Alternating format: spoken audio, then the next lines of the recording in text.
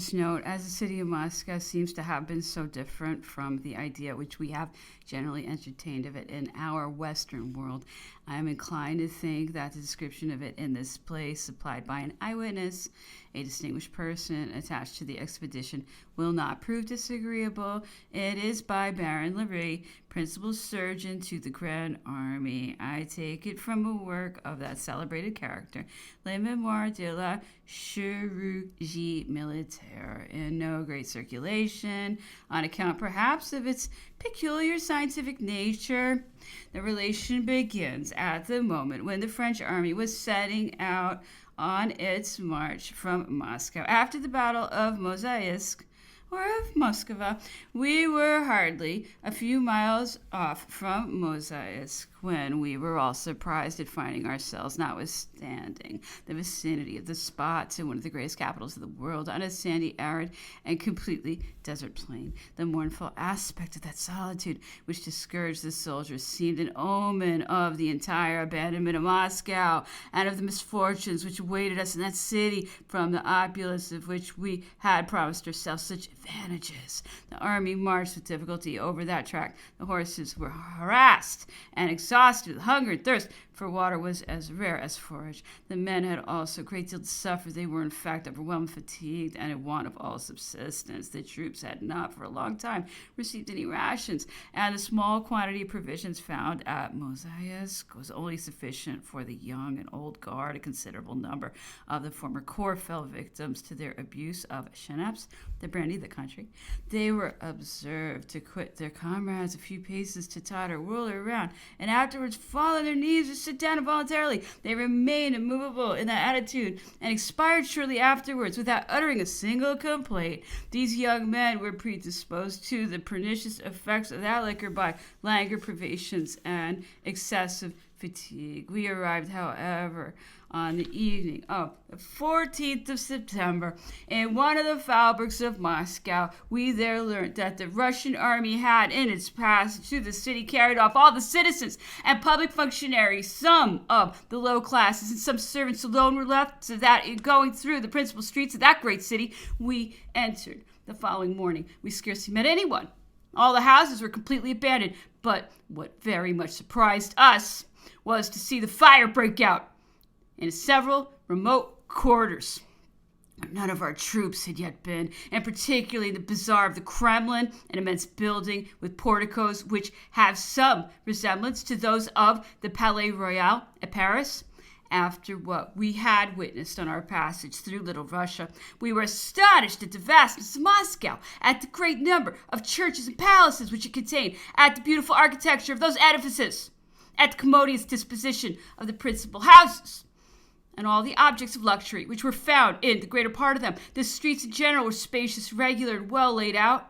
Nothing had the appearance of discordance throughout that city. Everything announced its wealth and the immense trade it carried on in the productions of the four quarters of the world. The variety displayed in the construction of the palaces, houses, and churches was an infinite addition to the beauty of the city. There were places which, by the peculiar kind of architecture of the different edifices, indicated the nations that generally inhabited them. Thus, the residences of the Franks, Chinese, Indians, and Germans was easily distinguished. The Kremlin might be considered the citadel of Moscow. It is in the center of the town, situated on an eminence sufficiently elevated, surrounded by a wall with bastions, and flanked at regular distances by towers mounted with cannon. The bazaar, which has been already noticed, usually filled with the merchandise of India and valuable furs, had become the prey of the flames, and the only articles preserved were those which had been laid up in the vaults, where the soldiers penetrated after the fire that consumed the whole of the exterior of that beautiful edifice. The palace of the emperors, that of the Senate, the archives, the arsenal, and two very ancient temples occupy the rest of the Kremlin. These different monuments of a rich species of architecture form a magnificent appearance about the parade. One might imagine oneself transported to the public place of ancient Athens, where the Areopagus and the Temple of Minerva on one side, and the Academy and the Arsenal on the other, were the objects of admiration. A cylindrical tower presents itself between the two temples in the shape of a column, known by the name of Ivan's Tower. It is rather an Egyptian minaret within which several bells of different sizes are hung. At the bottom of this tower, one is seen of a prodigious magnitude, which has been noticed by all the historians. The whole of the city and its environs are seen from the top of the towers. They present themselves to the eye in the form of a star with 4 forked branches. The city assumes a most picturesque appearance from the variegated colors of the roofs of the houses and from the gold and silver expended on the domes and tops of the belfries, of which there is a considerable number. Nothing can equal the richness of one of the temples or churches of the Kremlin. It was the sepulchre of the emperors. Its walls are covered with plates of vermilion, 5 or 6 lines thick, on which the history of the Old and New Testaments is represented in relief. The lustres and candelabras of massy silver were particularly remarkable for their extraordinary proportions. The hospitals to which my attention was peculiarly directed are worthy of the most civilized nations in the world. I class them as military and civil. The Grand Military Hospital is divided into 3 parts, forming altogether a parallelogram. The principal part was constructed on the side of a great road opposite to an immense barrack, which may be compared to the military school at Paris. 2 lateral buildings, by cutting it at right angles, enclose the court, which communicates with fine and extensive garden appropriated to the use of the sick. The front of this building, which is 2 stories high, consists of a portico with columns of a composite order. At the entrance is a spacious lobby where the doors of the wards on the ground floor correspond with each other, and a large and magnificent staircase leads to the upper stories. The wards occupy the entire length of the building, and the windows on each side reach from the ceiling to the floor. They are made with double sashes, as is customary throughout Russia, and are completely closed in winter. Stoves are placed in the middle at suitable distances. The wards contain 4 rows of beds of the same kind, separated by the requisite space for wholesomeness. Each row consists of 50 beds, and the total number may be estimated at more than 3,000. The hospitals contains 4 principal wards of very nearly the same extent. The offices, pharmacy, kitchen, and other establishments are very commodiously situated in separate places at a convenient distance from the wards. The civil hospitals are equally entitled to notice. The 4 principals are those of Sheremetov, Galitzin, Alexander, and the Foundlings. The first, remarkable for its shape, its structure, and its internal arrangements, was used to receive the sick and wounded belonging to the guard. The hospital, which is 3 stories high, is built in the form of a crescent. The requisite offices are situated in the rear. A beautiful portico projecting from the center of the half moon forms the entrance of a chapel. In the middle of the edifice, the chapel surmounted with the dome is the central point of all the wards and contains the mausoleum of the prince who founded the hospital. It is ornamented with columns in stucco with statues and beautiful pictures. The pharmacy is one of the finest and best supplied I know. The Foundling Hospital, situated on the banks of the Moscou and protected by the cannon of the Kremlin, is indisputably the largest and noblest establishment of the kind in Europe. It consists of 2 divisions of buildings. The first, where the entrance is placed, is appropriated to the residence of the governor, who is selected from the old generals of the army, of the board of management, of the medical officers, and of all those employed in the service of the hospital. The second forms a perfect square. In the center of the court, which is very spacious, is a reservoir that supplies the whole of the establishment with water from the river.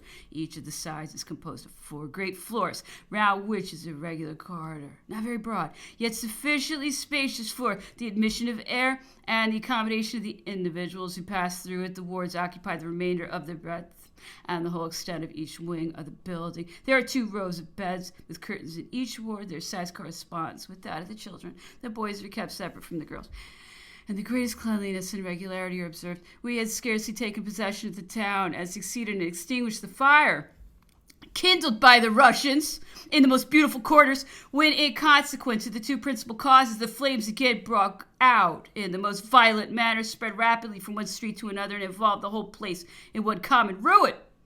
The first of these causes is justly reported to have been the desperate resolution of a certain class of Russians who were said to have been confined in the prisons, the doors of which were thrown open on the departure of the army. These wretches, whether incited by superior authority or by their own feelings, with the view, no doubt, of plunder, openly ran from palace to palace and from house to house, setting fire to everything that fell their way. The French patrols, although numerous and on the alert, were unable to prevent them. I saw several of those miscreants taken in the act. Lighted matches and combustibles were found in their person. The pain of death inflicted upon those caught in the actual commission of the atrocity made no impression on the others, and the fire raged 3 days and 3 nights without interruption.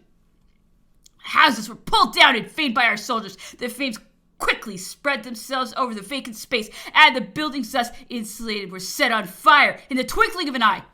The second cause must be attributed to the violence of the equinoctial winds, which are always very powerful in those parts, and by means of which the conflagration increased and extended its ravages with extraordinary activity. It would be difficult under any circumstances to imagine a picture more horrible than that which our eyes were afflicted. It was more particularly during the night between the 18th and 19th of September, the period when the fire was at the highest pitch, that its consequences presented a terrific spectacle. The weather was fine and dry, the wind continuing to blow from east to north, or from the north to east. During that night, the dreadful image of which will never be effaced from my recollection, the whole of the city was on fire. Large columns of flames of various colors shot up from every quarter, entirely covered the horizon, and diffused a glaring light and a scorching heat at a considerable distance. These masses of fire, driven on by the violence of the winds, were accompanied in their rise and rapid movement by a dreadful whizzing and by thundering explosions, the result of the combustion of gunpowder, saltpeter, oil, resin, and brandy, with which the greater part of the houses and shops had been filled. The varnished iron plates which covered the buildings were torn off by the effect of the heat and carried to a great distance. Very large pieces of beams and rafters, made of fir seized by the flames, were thrown in immense way off and contributed to extend the conflagration to houses which were considered the least exposed on account of the distance. Everyone was struck with terror, consternation. The guard with the headquarters and the staff of the army was transferred from the Kremlin and the town, and a camp was established at Petrovsky, a castle belonging to Peter the Great, on the road to St. Petersburg. I remained with a very small number of my comrades in a house built of stone which stood alone and was situated on top of the quarter of the Franks, close to the Kremlin. I was there and able to observe all the phenomenon and of that tremendous conflagration. We had sent our equipage to the camp and kept ourselves constantly on the lookout to be prepared for or to prevent danger. The lower classes who had remained at Moscow, driven from house to house by the fire, ejaculated the most lamentable cries. Extremely anxious to preserve what was most valuable to them, they loaded themselves with packages which they could hardly sustain, and which they frequently abandoned to escape from the flames. The women, impelled by a very natural feeling of humanity, carried 1 or 2 children on their shoulders. They dragged the others along by the hand, and in order to avoid the death which threatened them on every side, they ran with their petticoats tucked up to take shelter in the corners of the streets and squares. But they were soon compelled by the intenseness of the heat to abandon those spots and to fly with precipitation every way that was open to them, sometimes without being able to extricate themselves from that kind of labyrinth in which many of them experienced a miserable end.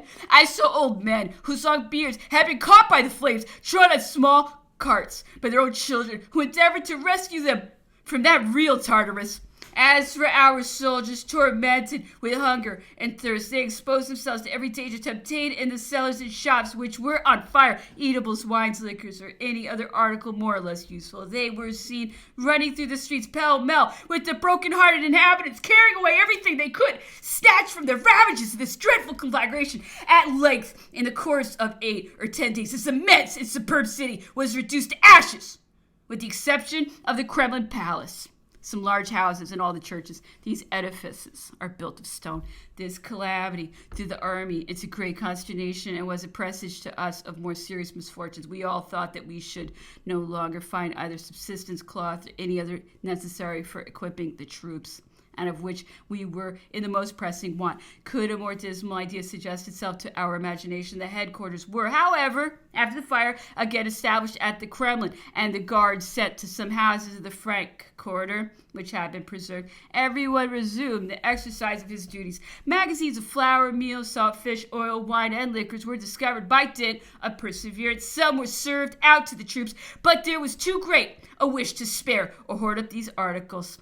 And that excess of precaution, which is sometimes a mere pretext, induced us to burn or leave behind us in the end provision of every kind from which we might have derived the greatest advantages, and which would have been sufficient for the wants of the army for more than 6 months had we remained in Moscow. The same conduct was pursued with regard to the stuffs and furs which ought to have been immediately worked up for the purpose of supplying our troops with all the clothing capable of preserving them as much as possible from the inclemency of the cold that was at hand. The soldiers who never think of the future, far from obviating on their part and for their own interest that defect of precaution, were solely engaged in collecting the wines, the liquors, and all the gold and silver articles they could find, and despised every other consideration. The unexpected abundance, which was owing to the indefatigable researches of the troops, was attended with a bad effect on their discipline and on the health of those who were intemperate. That motive alone ought to have made us hasten our departure for Poland. Moscow became a new capital to our army. The enemy's generals flattered ours with the hopes of peace. The preliminaries were to be signed from day to day. Clouds of Cossacks, however, covered our cantonments and carried off every day a great number of our foragers. General Kutuzov was collecting the wreck of his army and strengthening himself with the recruits that joined him from all parts imperceptibly and under various pretenses of pacification. His advanced post drew near to ours. Finally, the period of negotiation had arrived, and it was at the moment in which the French ambassador was to obtain a first decision that Prince Joachim's corps d'armée was surrounded. It was with difficulty that our general, the ambassador, surmounted the obstacles which were opposed to his return to Moscow. Several parties of our troops and some pieces of cannon had been already carried off. The different corps of this advanced guard, which were at first dispersed, were notwithstanding rallied, broke the Russian column that hemmed them in, took up a favorable position, and charged successively the enemy's numerous cavalry, which they repulsed with vigor, retaking part of the artillery, and some of the soldiers made prisoners in the first onset. At length, the arrival of General Lorestone and of the wounded was to us at headquarters a confirmation that hostilities would be resumed. Orders were immediately given for the sudden departure of the army. The drum beat to arms, and all the corps prepared to execute that precipitate movement. Some provisions were hastily collected, and the march commenced on the 19th of October. The 25th. The weather has become fine in every respect. The emperor breakfasted in the tent and sent for us all. The conversation turned upon the ceremonies of the coronation. He asked for information from one of us who had been present but was unable to satisfy him. He made the same inquiries of another, but the latter had not seen it. "Where were you then at that time?" asked the emperor. "At Paris, sire." "How then? You did not see the coronation?" "No, sire." The emperor, then casting a side glance at him and taking him by the ear, said, "Were you so absurd as to carry your aristocracy to that point?" "But, sire, my hour was not come." "But at least you saw the retinue." "Ah, sire, had my curiosity prevailed, I should have hastened to witness what was most worthy and most interesting to be seen. I had, however, a ticket of admission, and I preferred presenting it to the English lady whom I lately mentioned to your majesty, and who, by way of parenthesis, caught a cold there that nearly killed her. For my own part, I remained quietly at home." "Ah, that is too much for me to put up with," said the emperor. "The villainous aristocrat, how? And you were really guilty of such an absurdity?" "Alas, I was," replied the accused. "And yet here I am near you, and at St. Helena." The emperor smiled and let go of the ear. After breakfast, a captain of the English artillery, who had been 6 years at the Isle of France, called upon me. He was to sail for Europe the next day. He entreated me in 1,000 ways to procure him the happiness of seeing the emperor. He would, he said, give all he had in the world for such a favor. His gratitude would be boundless. We conversed together for a long time. The emperor was taking his round in the calash. On his return, I was happy enough to realize the English officer's wishes. The emperor received him for upwards of a quarter of an hour. His joy was extreme, as he was aware that the favor became every day more rare. Everything about the emperor had struck him. He declared in a most extraordinary manner his features, his affability, the sound of his voice, his expressions, the questions he had asked. He exclaimed, a hero, a god. The weather was delightful. The emperor continued to walk in the garden in the midst of us. He entered into the consideration of the failure of a negotiation undertaken by one of us, a business which the emperor had judged very easy, but which turned out to be of the most delicate nature for the person entrusted with it. The object of it was to prevail upon some English officers to publish a certain paper in England. The emperor expressed his disapprobation of the failure in his usual mode of reasoning, and with the intelligence and point that are familiar to him, he was, however, very much disappointed at it. His observations were rather strong. He pushed them to a degree of ill humor, of which the person he found fault with had never, perhaps, before received any proofs. At length he concluded with saying, "After all, sir, would you not have accepted yourself that you proposed to others had you been in their place?" "No, sire." "Why not?" "Well, then," he added in a tone of reproof, "you should not be my minister of police, and your majesty would be in the right," quickly replied the other, who felt himself vexed in his turn.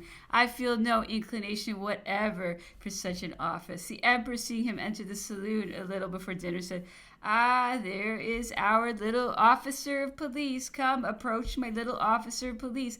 And he pinched his ear.